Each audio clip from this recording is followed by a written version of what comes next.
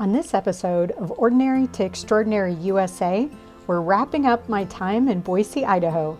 30 days ago, I left Nevada, drove through Oregon, and stopped in Boise. It wasn't safe to stop by the Welcome to Idaho sign, but maybe on the way out of the state. The landscape was absolutely gorgeous. I had a great time here. It was a very different experience than Reno, but that's the amazing part about the United States, right? Every experience in every city is what you make it, and you pick the best city that fits what you're looking for. So I hope you enjoyed this video. It's my wrap up to Boise. Speaking of Boise, I learned over time that that is how they pronounce the name of the city, Boise, with a soft C. I think when I first got here, I was saying Boise, as if there was a Z in the spelling. There's not. So if you're in this area and you want to fit in, make sure you use a soft C. I hope you enjoy these Boise, Idaho adventures. I found them to be extraordinary, but I didn't make individual videos of them, so I included them in the wrap-up for you. Be sure to check out the description. I included a lot more information if you want to check out any of these things in more detail. So one of the best things about Boise is their downtown area. It is the cleanest and safest feeling downtown area I've ever experienced.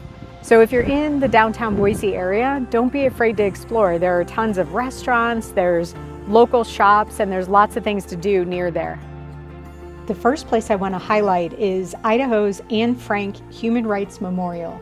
It's located outside the Wassmuth Center for Human Rights. Let's go inside first. Check out this Ruth Bader Ginsburg exhibit. Notice the picture of her when she's young. Watch it change as I change the camera angle. Pretty cool. The Wassmuth Center for Human Rights is dedicated to promoting human dignity and diversity through education. In their new Philip E. Batt Education Building, visitors can explore interactive programs, exhibits, and original works of art that bring human rights stories to life and spark conversations and connection. Once outside, you'll turn to the right and you'll find the Idaho Anne Frank Human Rights Memorial. Here's a picture from the sky. The two semicircle structures on the left of the picture are 180 feet of quote wall.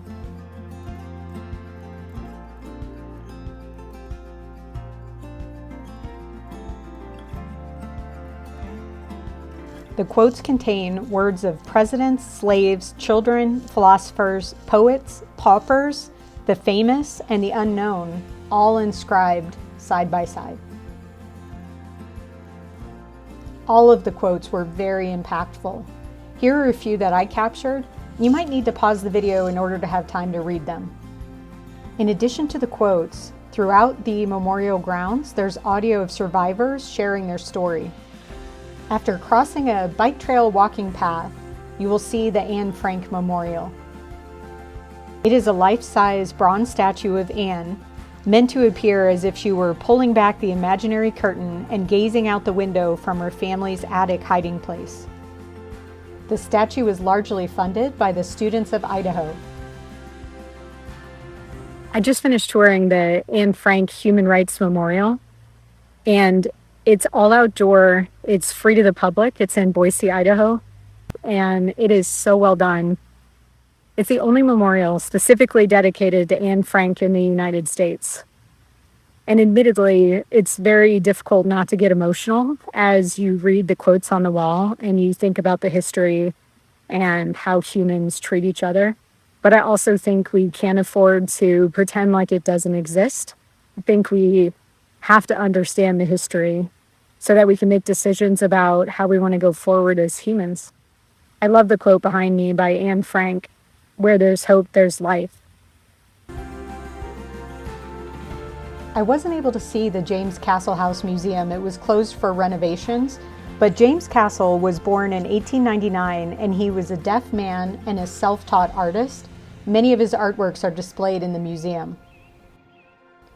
From inspiration to the great outdoors, let's go on a hike.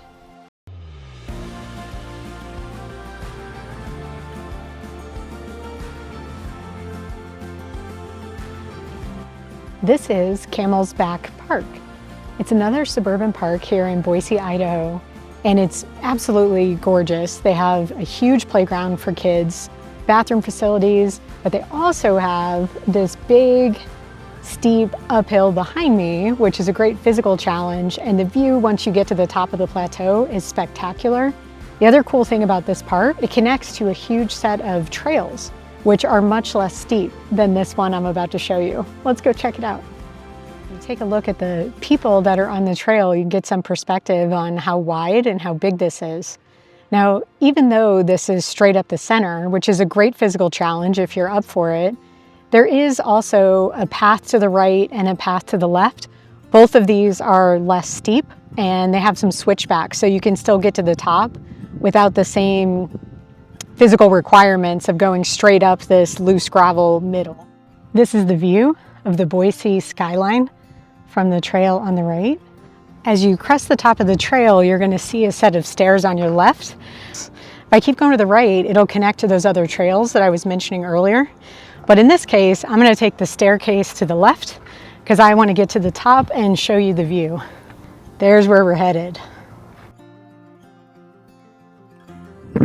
I love watching the grass dance. At the top of the staircase, the path will smooth out, but it's still going to get a little steeper. You've got a little ways to go. How about that? We made it to the top. Let me show you these views.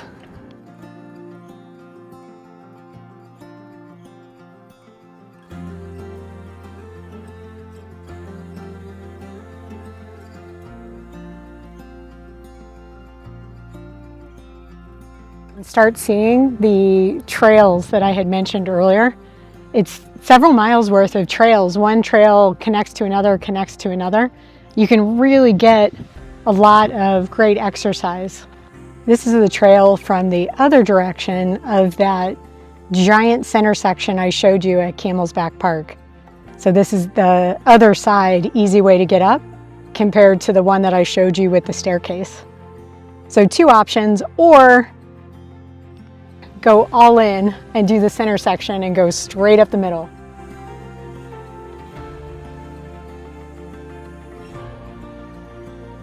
Next is one of my very favorite experiences in Boise, but make sure you stay on to the end of the video to see the #1 experience that was my favorite. This is the World Center for Birds of Prey. The nonprofit organization that supports this effort is called the Peregrine Fund. This is Whisper. She's an owl. She is one of the ambassadors that is used to educate the public about these birds of prey. What is Whisper eating, you ask? Mouse tails, the spaghetti of the wild. I captured some still images because she's pretty quick when she flies, and I wanted you to see how beautiful she is. The great part about the staff is they're willing to answer any question, whether it's during one of their presentations or it's as you're walking around the park. Just know that it's a red-tailed hawk and not a bald eagle. This is Finn, and like Whisper, he put on a great show. Did I mention the trainers are as entertaining as they are educational? Yeah, so he's got this beautiful chocolatey brown chest. We call him a Rufus morph. That wild one has got a creamy white chest. We call that one a standard morph. Those are really fancy terms for he's the redhead and she's the blonde. Pause it quick. Finn is flying at my head. Not sure you caught that. I put the camera down pretty fast. Here's a still shot.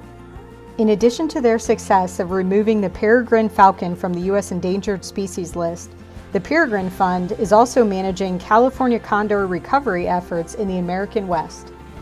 This, on the other hand, is Lucy, a turkey vulture, and unlike the California condor, Lucy was not interested in showing off for the camera. Thank you for coming to see me in the sun. That was nice. Hi, you're beautiful. Hi. Once inside the Velma Morrison Interpretive Center, be sure to look at the condor cams. Here, volunteer Stephanie is explaining to a group that you can see some of the eggs if the birds move while you're looking at the camera. But the center is full of tons of great educational information. I highly recommend walking all the way around it. And in the back, there's some amazing birds. I'm about to show you a couple photos. This is Grayson. He's a harpy eagle. And I can't remember this guy's name, but the picture I took does not do him justice. He was an amazing looking bird. Once outside the building, adjacent to the parking lot, there are 2 interpretive walking paths. The sign tells you about the length of each. They both end in a pavilion, and they both give you beautiful views of the landscape. I just finished visiting the World Center for Birds of Prey. This is so worth the time. If you're near Boise, Idaho, I highly recommend a visit. First of all, until today, if you had asked me about raptors, I would have thought about Jurassic Park. And now I would talk to you about birds. For one adult admission, it was $14. This is a nonprofit, so every dollar you spend in admission or at the gift shop goes right back into this effort. It is so educational and it's just beautiful. It's peaceful. They bring out some of the birds and you can sit and listen to them explain unique things about that particular bird, fun facts, but also what we can do as humans to try to help species in the world. I highly recommend the MK Nature Center in Boise. I didn't take any video the day I went, but the front has a wonderful education component and then of course the nature trail.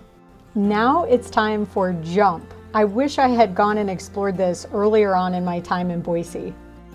It is a free community socialization space in the center of a plaza in downtown Boise. Once you're in the lobby, be sure to turn to the right and look for these playing card symbols. Open each one and learn about J.R. Simplot, the man that started this. His family has since taken over. Unfortunately, he passed away, but one of the things he left behind is his collection of vintage tractors. There are over 50 from his collection that are displayed around the parking deck, around the property of Jump. And I do mean around the edge of each parking deck. It was fascinating. Each tractor has a sign in front of it that tells you about the tractor, the manufacturer, fun facts. They even have things for kids to find on the tractor. As I've been talking about the tractors, I hope you've been seeing in the video the cool socialization space. There's fun places to sit, they're indoor and they're outdoor, and it's really designed to draw the community in, both kids and adults alike, and it's all free, including these slides, which you know I had to go down. Just take a seat, grab what's the wall. What's straight down? Got this. That's what I said too. I'll go if you go. Oh, Let's do it together. God, I'm gonna go keep going to the parking lot. No one has. Unless you're really okay. The adults are gonna do it. You're gonna grab onto the bar, pull yourself over, lean all the way back. Ready? And cross your arms. Oh I'm my gonna- God. You got this. Ready? I believe in you. 1, 2, 3.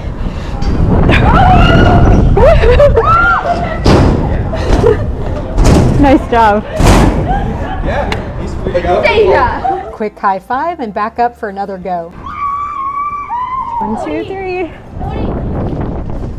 Whew. Here is the second slide, and again, they're both free, but they have certain hours they operate, so check the description for the link. Here's a view looking down on the slide. Well, please put your feet in the bag and cross your arms when you go down. Okay, thank you.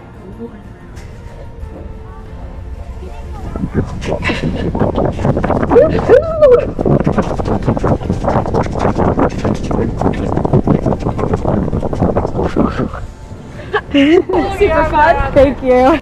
I normally don't show food, but I have to show you this. This place has a couple locations in Boise. They have great burgers and of course Idaho fries, but look at the sauces. From top to bottom, Boise, then Idaho fry sauces, and then blueberry ketchup. This blueberry ketchup is absolutely as weird as you would think it would taste. Not for me. I want to highlight this place too. I went here after I had done the slides at Jump, and I had the best tri-tip steak salad I've ever eaten. It was so good. Cheers. Okay, without further ado, this is my very favorite experience in Boise. This is Westside Drive-In, which has 2 locations here in Boise, Idaho, and it's the home of the famous Idaho potato ice cream. Let's go check it out.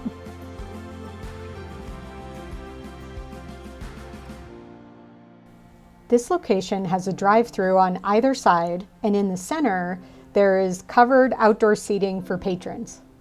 There's plenty of food options to choose from, but of course I was only interested in one thing. Can you believe how much this ice cream sundae looks like a loaded baked potato?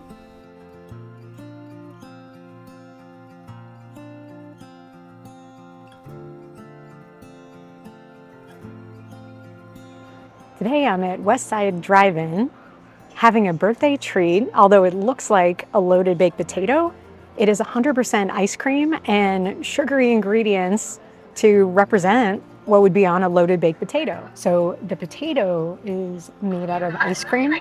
The outside has cocoa powder on it, which makes it look like the baked potato skin.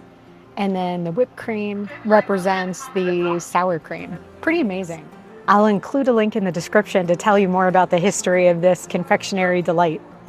Oh my God, was it good.